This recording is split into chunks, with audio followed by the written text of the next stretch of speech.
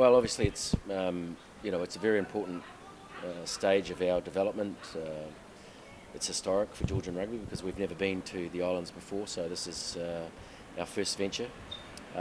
It's the first time that we would have played all three Pacific Island teams in the Pacific Islands, and so we're very excited about it, and we know that it's going to be very difficult. It's going to be a very tough task to beat Fiji, Samoa and Tonga in the islands, but this is the kind of environment we need to be in so that we can improve, and again, as I said earlier, everybody's looking forward to it. Well, I mean, Samoa have got they've named a very experienced squad. They've got a lot of returning members from last year's World Cup, as all teams have actually, and I think Samoa were very unlucky in a couple of games in the World Cup, and the fact that they only won one game is misleading. They could have won the Scotland game, and they performed very, very well against South Africa as well. So it's going to be our first game down there. There's going to be logistical, like travel difficulties that we'll have. But again, that's our job, and we're getting there as early as we can, and we'll prepare as well as we can here first, and then let's see what can happen in Apia. Well, there's one thing we know is Tonga will be wanting to exact revenge on the World Cup defeat. There's no doubt about that. So they'll be highly motivated. They've got a new coach, so again, he won't have the same, I suppose, baggage that the previous coach will have. But again, it'll be a difficult match, as Tonga always are. But it's for us to be excited. We've got to get up again. We've beaten them at the last World Cup. It means nothing at the moment, but again, we can take that confidence from that game and take that into this next match in June. Well, I think Fiji will probably be the most difficult side to play. They've got game breakers all over the field. They've got the same coaching group that they've had for the last few years, and so they've got consistency. They've been in the top 10 teams in the last 18 months. They were ranked 9th at one stage, so they're a very exciting team, very difficult team to defend, and they play a sort of brand of rugby that we need to be aware of, and we need to be prepared.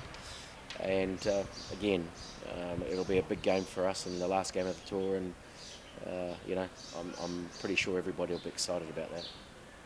Well, I mean, the squad we've announced is that we've picked is pretty much the same people that played in the NC this last February, March. So we're lucky about that. We've got an experienced forward pack, and we've got a very experienced backline as well. And so again, we've added a couple of young guys to blood them and to give them experience. We're always looking to continue our development of players, but when you look at the squad in general, it's very experienced, and we've picked an experienced squad because we know how hard this tour is going to be, and so we will need experienced players going to the islands. Yeah, well, I mean, the front row boys, there's guys who have played through all those through the World Cup. There's a couple of younger guys, and obviously Jackie, who hasn't played for a while, but both those younger guys have been in the squad before, so that they know they've been in the national team. They understand what we expect of them, and again, it's their opportunity. We obviously don't have some more experienced people there because of the French playoffs, but we'll talk about that in a minute. But again, this is an opportunity for them to put their hand up and make the coaches sit up and notice them. Well, I mean, in my opinion, the NC, both Nemso and Bingo, they were outstanding and really grew as leaders of our group. Ran our lineouts really well, and again, we're very lucky to have them both on tour. Noda, he's been with the squad since the ENC. He's trained very, very well, and he was unlucky not to get a couple of starts. But again, I think he ended up having one start, and he's over 2 metres. He's been around the national team for a while, but not quite made it through. And now he's training well, and he brings us a little bit of height, and he also brings us a little bit of physicality. So we're excited to have him in. Well, Mitch really is he's worked really well with the national group, with the wider training group. He's been knocking on the door for some time, and this is now his opportunity to play for the national team and show us that all the training that he's done in the last 2 years is paid off. So we're excited to give him the opportunity. I mean, the back row is pretty much experienced. Shelva Sutashvili, obviously. Very experienced. Lasha Lamidze went to the World Cup. Koki into the World Cup. So I mean, and there are a couple of guys there. Obviously, Saba Shubitidze. He was very unlucky not to go to the World Cup. So again, we've picked some guys who absolutely understand our environment and who have been our environment, and we're looking for big things from all those guys. All the 5 9s and 10s have been obviously involved with the national team for some time, and even Rezi Djishashvili has been around our environment for going on nearly 2-3 years. So there's no surprises there. And again, if you're going to win Test matches in the islands, you have to have experienced 9s and 10s, and so obviously we've picked that. We obviously don't have Vassal with us because he'll be captaining the under-20s, and that's that's good for the 20s. So, but we still think our 9s and 10s are very capable and will lead us around the field very well. Well, again, they're all World Cup experienced. Kacharava and Michelize played against the All Blacks, obviously, and Merab Sharakadze's been our number 112 for 4 years now. So these guys are all very, very experienced, and again, they'll help drive our team and lead us not only on the field but off the field, and that's going to be important for us. So, we're very happy about our midfield combinations because they're a strength of our side. One of our strengths, sorry. Well, Shichinova has obviously been in our wider training group for the last 7-8 months, and again, through the ENC, we didn't think he was quite ready. But with the unavailability of Aspernoria, then this is his chance. So again, as you say, he was a very exciting under-20s player. Had a very good World Trophy last year, and so we think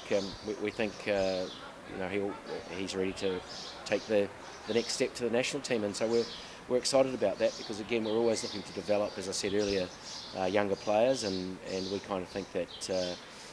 Young Sichi's got a very big future. Merab Meko is, he's a guy that if he's playing well, he'll reach 100 games for this union.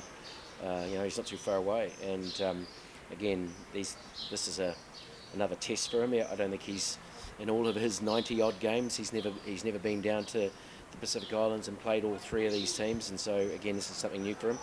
And it's something for him to get excited about. Sikalari, obviously, everybody knows through the World Cup and scoring a try against the All Blacks. So, and his club has just finished playing in the local championship final.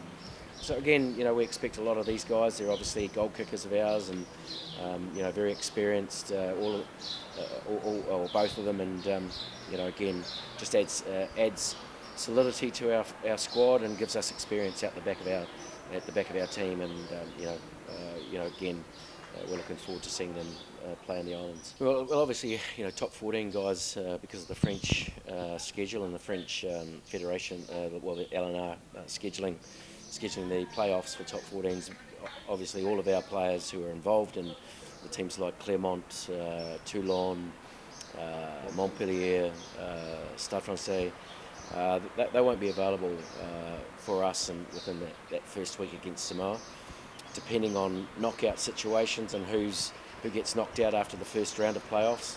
We may then have some players become available, if they're injury free, obviously, and we'll decide at the time, depending on who gets knocked out, whether or not we bring them down and bring them down to the islands, depending on how our injuries are going as well. So that's important. So, unfortunately, some of the teams, some of our players won't be. If they continue past the first round of the playoffs, they won't be available for us. And, again, that's exciting for them because, again, they play all year for their clubs, and all year with your club you strive to make finals. And so, it's important for us as Georgia to support our players in these endeavours. And then, we'll look to obviously assess the situation after that first week of playoffs and see who could become available to help us and